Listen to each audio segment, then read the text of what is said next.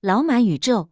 马斯克不在乎会议形式，那他年会内容是不是干货满满呢？确实是，老马开会直入主题，但会议框架上这一点老马就不能免俗了。总结一下上一年做了什么，下一年打算怎么做，中间夹杂着表彰去年的先进典型，但没有颁奖拍照。那 SpaceX 去年做了什么呢？首先就是猎鹰火箭，这是老马的主力火箭，是它的摇钱树。从数量上来看，猎鹰9号一共发射91次，重型猎鹰5次，平均4天发射1次，还创造了1天发射3次的记录。而美国全年才发射了125次，老马对美国航天工业贡献可以说是居功至伟。另外需要注意的是，这一年全球一共进行了233次航天发射，第一梯队还是中美两国，美国一共发射125次，我国是67次，这前2名远远把其他各国甩在后面。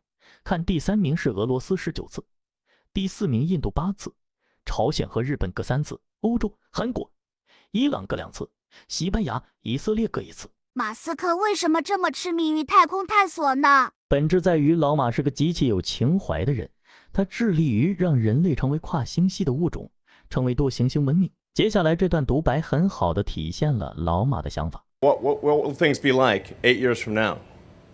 And hopefully I think we will have landed on Mars. And I think we will have sent people to the moon. And maybe if we get lucky, we'll have sent people to Mars within 8 years. The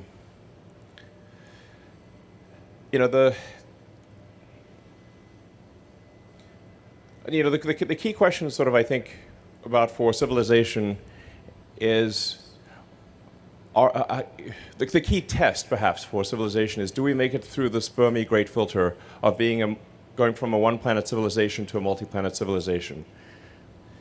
And if we do become a multi-planet civilization, we may go out there to other star systems and discover many long-dead one-planet civilizations. And we don't want to be one of them. That's lame. We don't want to be one of those lame one-planet civilizations. But I think we should always regard civilization as fragile, as not something that, not a situation where there is an inevitable upward trajectory. I read a lot about history, and if you read history, you see that civilizations are anything but permanent. That many civilizations have risen and fallen over the years, over the centuries and millennia. And eventually the sun will expand, boil the oceans, and destroy all life on Earth. Now, admittedly, that's, several hundred million years in the future, but it's only about maybe 10 or 20% of the existence of Earth itself. If Earth is 4.5 billion years old, then another 20% longer, and intelligent life would not have evolved, because it's taken us a long time to get to this point. So, that's really the key test. Do we become a self-sustaining multi-planet civilization while civilization still exists, or don't we? I think that's really the key question.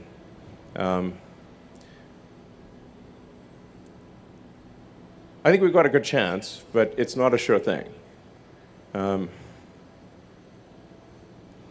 That's why time is of the essence. I think we want to make Mars self-sustaining as quickly as possible. It's not just a question of getting people to Mars, but it's getting enough tonnage and equipment to Mars to enable Mars to be self-sustaining. The key test being that if the resupply ships from Earth stop coming for any reason, does Mars die out, or does it continue? That's really the fundamental threshold to pass the Fermi paradox great filter. And the Fermi paradox is, where are the aliens? If life is common, if intelligent life is common, shouldn't we see a lot of evidence of it? Now, I get asked a lot about, aliens, actually. And I usually say I am one. Well, actually, I used to be, according to, Homeland Security. It's an alien registration card, literally. I was like, okay.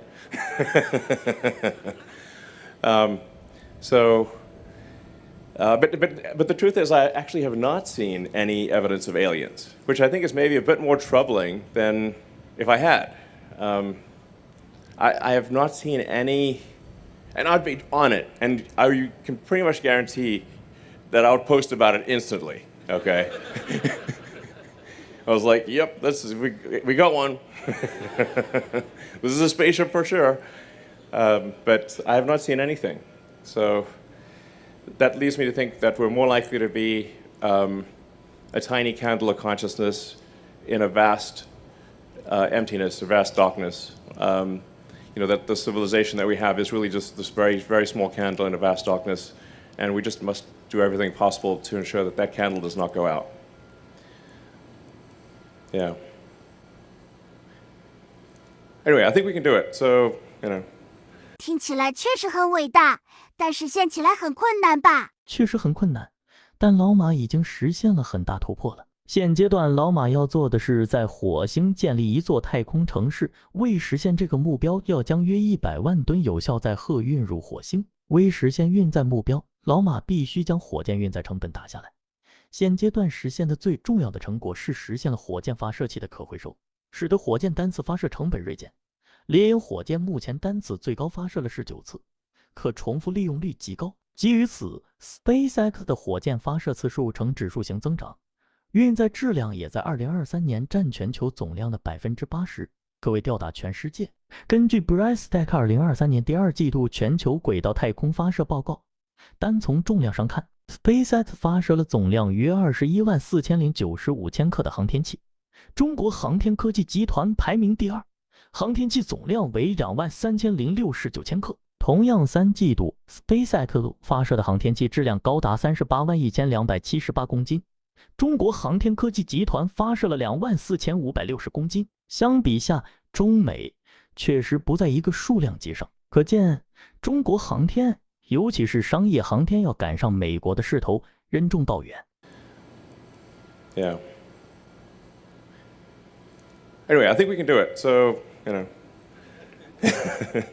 but we need to move fast, because you just never know. I mean, there could be, at any given point, like Stephen Hawking actually, I believe, said that he thought there was like roughly a 1% chance in any given century of civilization ending.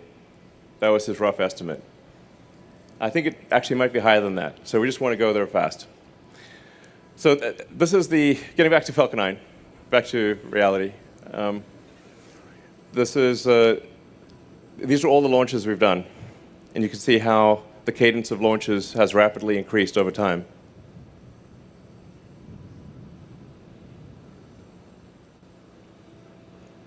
I think people online have actually assembled videos showing every launch, and it just gets like crazy fast as you get to 2023. So we've done a 19th reflight. We're now qualifying Falcon 9 to be able to do 40 flights, and we're aiming for maybe as much as 150 flights this year. So, and then let's not forget fairing recovery, because actually a lot of people don't realize we recover the fairing as well. This was actually very difficult to recover the fairing. So it costs an immense amount of effort. But we now quite regularly recover the fairing, and we've reflown fairings 300 times. So congrats to the fairing recovery team. That was actually pretty damn hard. So.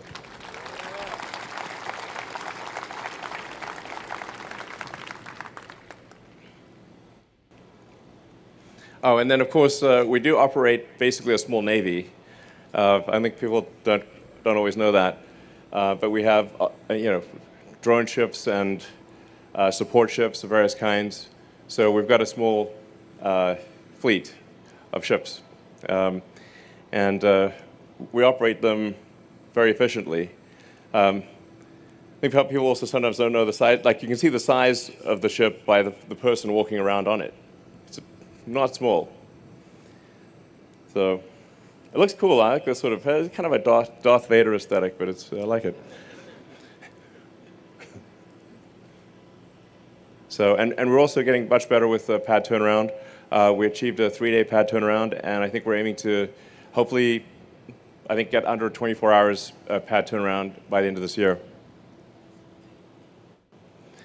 So in terms of launch rate, so it's been 15 years since Flight 1 of Falcon 1. Oh, sorry, Flight 4 of Falcon 1, the first one to reach orbit. So 15 years since we got anything at all to orbit. And now we're aiming to have 150 flights or thereabouts this year. So, and these are big rockets at this point. Falcon 1 is a little rocket. In fact, when I see Falcon 1 right now, I was like, man, I think I'd probably tuck that under my arm and just take it home with me. You know, it was like launch it in the backyard or something. It looks so cute. But at the time, Falcon 1 did seem like extremely, it was extremely difficult. It took us 4 flights to reach orbit. And it did seem kind of big at the time, but now it's like a adorable thing. So, yeah. So I think the most profound metric, or the metric that really describes the magnitude of what SpaceX achieved in 2023 is the mass to orbit number. So, and you can see the incredible change just year over year. So 2021, we're slightly below rest of world. 22, we, I think, roughly doubled what the rest of the world did. And last year, we were 80% of all mass to orbit.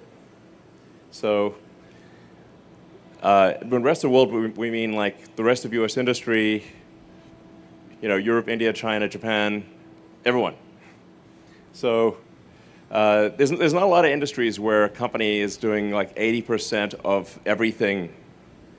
And then what's really mind-boggling is that number should increase by 50% this year. So I guess on the order of like 90% of all mass to orbit, not counting Starship. So as we start launching Starship is like, you know, roughly 100 tons to orbit with every flight.